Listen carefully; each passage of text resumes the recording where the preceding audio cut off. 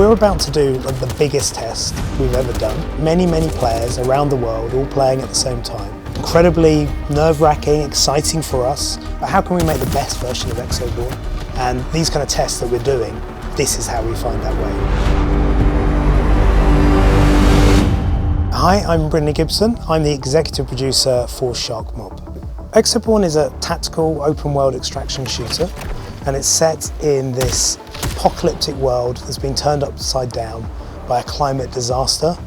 And it's a world that's recognisable to you. It's set in America in a made-up place called Colton County, but it's recognisable, but it's changed. It sort of confounds your expectations. Imagine like someone's picked up the world, turned it upside down and just dumped it on the floor. Exoborne has changed a lot as a game through the development process. We always had extraction as a key part. We always had extraordinary abilities, great movement in the game. But say something like the Exo rigs is something that really came from the development process. We had this destroyed world, so then we realised, well, we need a way to be able to move around in this kind of crazy place with loads of verticality and interesting obstacles. And that was sort of the natural evolution, was to give the players these extraordinary powers that are really fun, both for combat but also for movement too.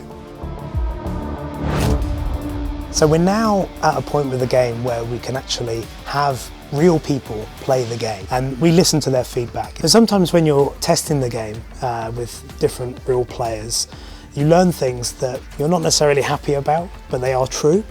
When you keep hearing the same piece of feedback again and again, there's probably something you need to look at with your game. And one of the things that we found that needed to alter was actually how we did looting and how we had inventory in the game. There was actually a fundamental change that we had to make. So it was a big decision for us as a development team to sort of take a moment, step back and think, what's the right route forward for this? You know, we're hearing there's something not quite right. Do we try and fix that or go another way?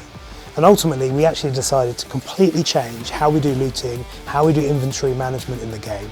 And that's a long process, it's tough to do, it's hard for the developers, but we're really happy with now where we've got to with it. And we think it was absolutely the right decision to make that kind of change based on the feedback we were getting from users. So with the big test that is coming up right now in February, we have almost a complete feature set there. This is where we can really put the finishing touches into how we're going to make the game and then release it into the world. There can be surprises. So we have a war room, we have this whole team of people who are absolutely focused on the game going live for a test. So we can immediately react, talk to people and fix any problems that we find. But we do actually have a mantra in the studio, which is we want to make a game that has PvP for everyone. It's still a hardcore game, it's still about high risk, high reward, absolutely.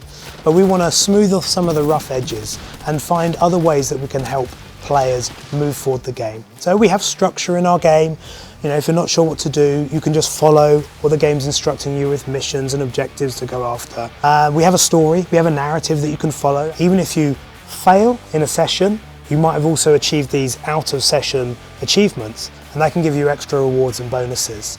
So in this way, we're finding ways to keep people playing the game. So although in a session, in the short term, you can lose everything, in the long term, you're always going to be progressing and moving forward in the game.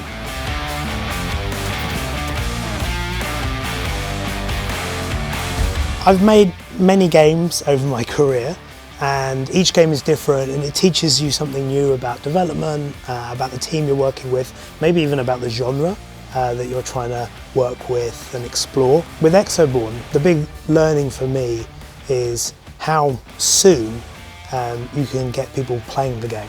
It's been a real benefit for us to have real players come in. In the past, you could take a game all the way almost to release before anyone else saw it. And now we can have people play very early on, even quite rough prototypes, to kind of understand what's an interesting direction to explore. So like more testing earlier on is really great. I mean, this is the most tested game I've ever made, and it's really helped us in our development process.